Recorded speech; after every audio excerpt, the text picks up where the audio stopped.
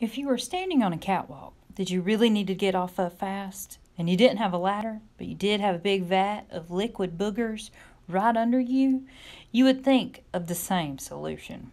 Lenny and I realized it at the same time. We both pointed, looked at each other, nodded, and jumped. At the last second, I started to worry that it was going to be hot. Maybe the vat was a goo cooker. It wasn't hot, but it was way weird. I hit the surface hard and kept going down. It was like diving in a pool, except instead of a splash, it made a big burping sound as it sucked us under. I realized I was in big trouble. I was under goo, and I hadn't taken all that big of a breath before I jumped.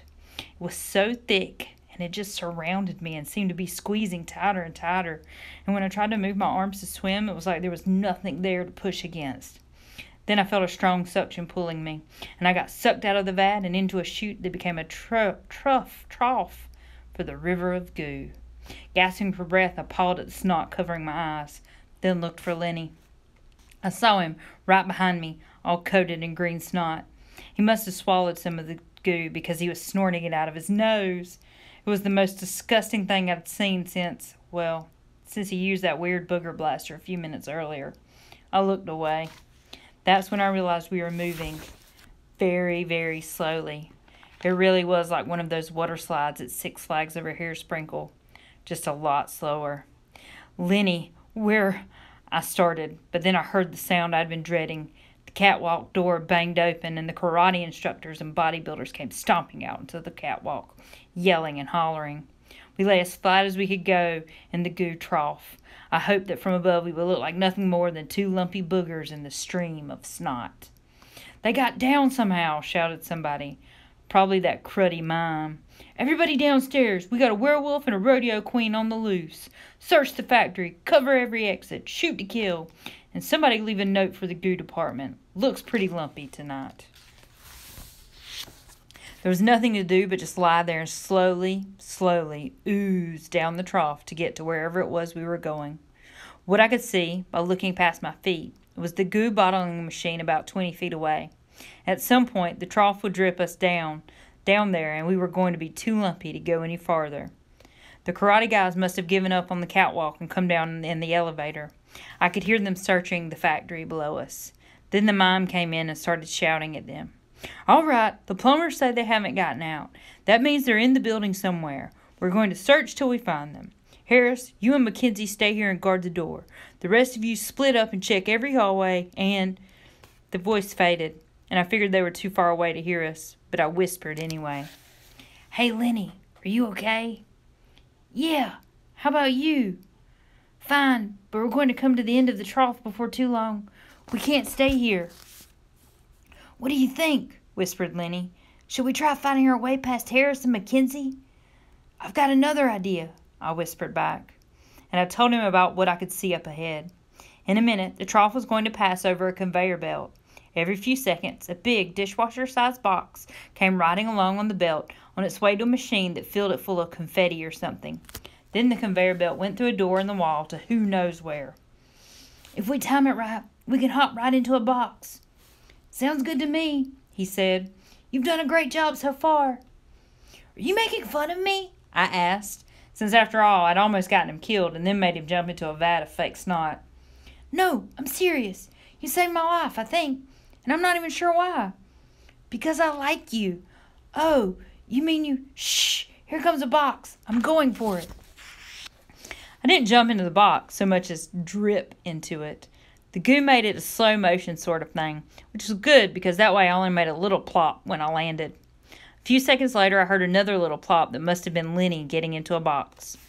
I wish I had something to poke a hole in the box with. Then I remembered the fence mending tool. It was tough getting it out of the backpack, but it easily made a hole big enough to peek out of with one eye. You know, a fence mending tool really is an incredibly useful thing to have.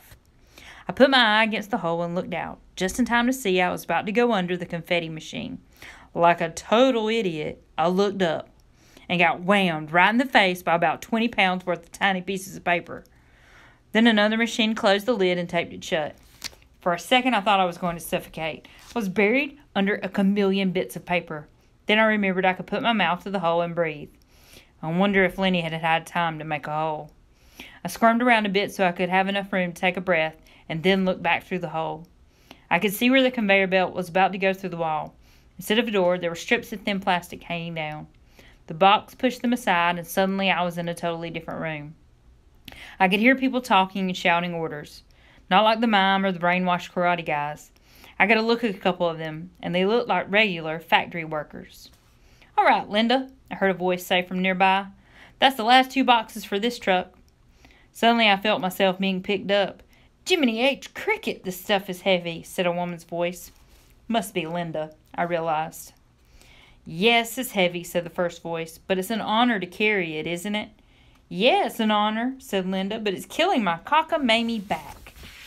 And then I got slammed down hard, and then another box got slammed down hard right next to me.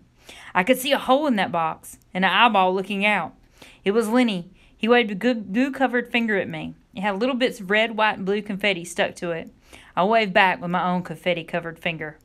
"All right," someone shouted. "This load's ready to go." Then a door slammed, and it got totally dark. An engine rumbled. The box slid a little bit as we started moving.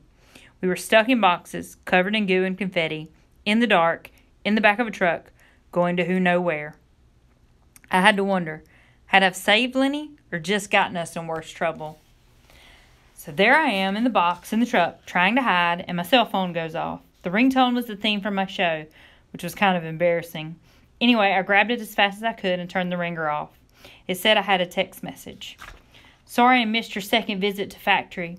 Can I make it up to you with dinner and a movie? Maybe at White House on Wednesday. I'm almost president, you know. You could be the first girlfriend. Rock the vote. Faco." "Are you okay, Lenny?" I whispered. "Yeah," he said. "Are you?" "Yeah, I wonder where we're going." "My guess is Hair-Sprinkled Municipal Stadium," he said. "What? How could you possibly know that?" "When I was stuck in Faco's office, I read through his plans. He's going to have a big victory party at the stadium after he wins the election." "He must be pretty sure he's going to win." "Yeah, I'm pretty sure he'll win too. Not only has he brainwashed most of the country, but if people vote against him, he's got the voting machines rigged anyway. He's practically got it won already. The party is a sure thing." "Well, the party's over when I get out of this truck," I said. I wish Lenny could have seen the wild look of determination on my face. That's when the truck sort of lurched forward, stopped, and then started backing up. I could tell it was backing up because it was going beep, beep, beep. "A little more," we heard someone yelling. "A little more. Hold it, hold it." Bump. "Didn't you hear me yell, 'Hold it,' you stupid mime?" "I'm not a mime. I'm a clown, jerkface. There's a big difference. Now shut your mouth and unload my truck." I heard the doors open and I peeked out of the little hole in the cardboard. A couple of professional football players started unloading the boxes from our truck. I don't watch football because I don't like contact sports, except for bull riding. But I recognized one of them from a toilet paper commercial and the other from the news. Toilet paper guy picked up Lenny's box. "Gee, this is heavy," said toilet paper guy. "Look," said the other one, "I can pick up 5 of these boxes at once." Unfortunately, I was the 5th box, stacked way up on top. The guy was strong, but he wasn't very good at balancing stuff. He dropped my box. Ding dang, dude. Could you be a little more careful? My box hit the floor hard, but the confetti cushioned me. The top burst open. I'm done for, I thought. I clenched my fist. That football player might be able to overpower me, but I wasn't going to make it easy for him. But then somebody just closed the box back up and patted the tape back down. I got picked up again, carried a little ways, and then put down. I heard footsteps walking away and coming back. More boxes being put down. And finally, I heard a door closing.